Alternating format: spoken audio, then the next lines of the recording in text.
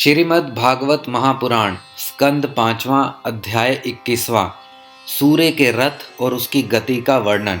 श्री शुकदेव जी कहते हैं, राजन, परिणाम और लक्षणों के सहित इस भूमंडल का कुल इतना ही विस्तार है, सो हमने तुम्हें बता दिया। इसी के अनुसार विद्वान लोग धूलोक का भी परिमाण बताते हैं।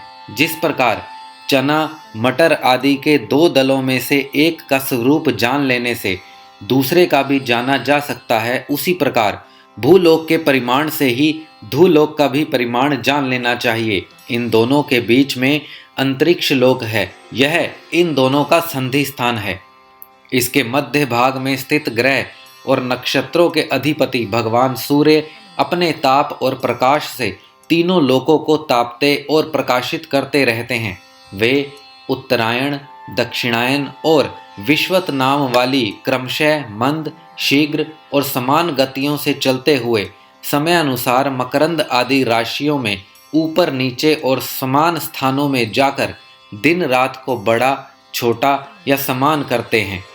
जब सूर्य भगवान मेष या तुला राशि में आते हैं तब दिन रात समान हो जाते हैं। जब वृश्चिक आदि राशियों में चलते हैं तब प्रति मास रात्रियों में एक एक घड़ी कम हो जाती है और उसी हिसाब से दिन बढ़ते जाते हैं। जब वृश्चिक आदि 5 राशियों में चलते हैं तब दिन और रात्रियों में इसके विपरीत परिवर्तन होता है। इस प्रकार दक्षिणायन आरंभ होने तक दिन बढ़ते रहते हैं और उत्तरायण लगने तक रात्रियां।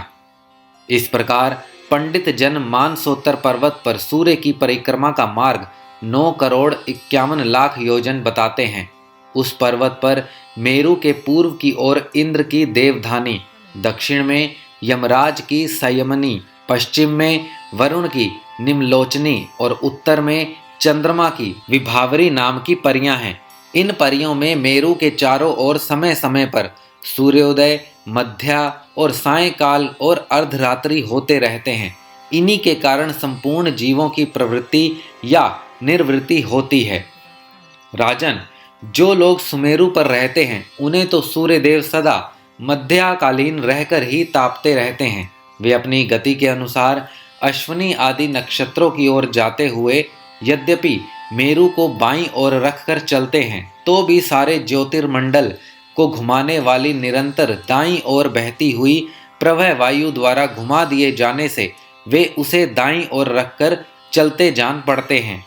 जिस पुरी में सूर्य भगवान का उदय होता है उसके ठीक दूसरी ओर की पुरी में वे अस्त होते मालूम होंगे, और जहां वे लोगों को पसीने पसीने करके तपा रहे होंगे उसके ठीक सामने की ओर आधी रात होने के कारण वे उसे निद्रावश किए होंगे। जिन लोगों के मध्य के समय में स्पष्ट दिख रहे होंगे वे ही जब सूर्य सौम्य दिशा में पहुंच जाए तब उनका दर्शन नहीं कर सकेंगे।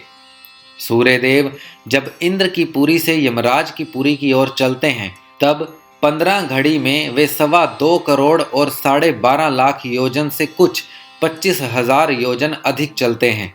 फिर इसी क्रम से वे वरुण और चंद्रमा की पुरियों को पार करके पुनः इंद्र की पुरी में पहुंचते हैं। इस प्रकार चंद्रमा आदि अन्य ग्रह भी ज्योतिष चक्र के अन्य नक्षत्रों के साथ साथ उदित और अस्त होते रहते हैं। इस प्रकार भगवान सूर्य का वेदमय रथ एक मुहूर्त में 34,08,000 योजन के हिसाब से चलता हुआ इन चारों पुरियों में घूमता रहता है। इसका संवत्सर नाम का एक चक्र बतलाया जाता है।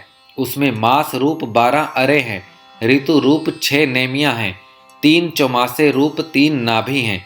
इस रथ की धुरी का एक सिरा मेरु पर्वत की चोटी पर है और दूसरा मानसोत्तर पर्वत पर। इसमें लगा हुआ यह पहिया कोहलू के पहिए के समान घूमता हुआ मानसोत्तर पर्वत के ऊपर चक्कर लगाता है।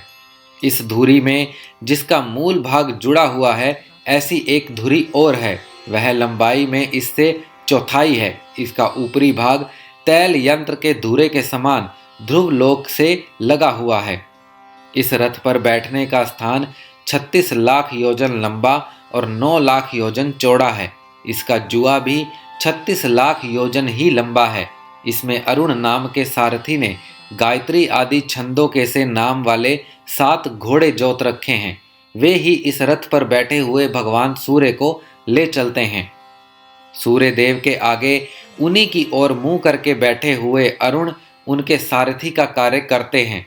भगवान सूर्य के आगे अंगूठे के पैरुए के बराबर आकार वाले वाल खालिद्य 60,000 ऋषि स्वस्तित वाचन के लिए नियुक्त हैं। वे उनकी स्तुति करते रहते हैं।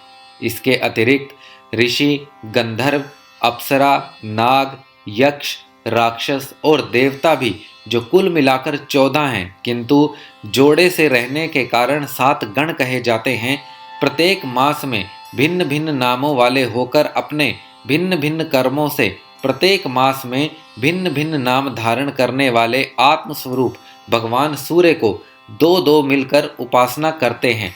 इस प्रकार भगवान सूर्य भूमंडल के 9,51,00,000 योजन लंबे घेरे में से प्रत्येक क्षण में 2000 योजन की दूरी पार कर लेते हैं।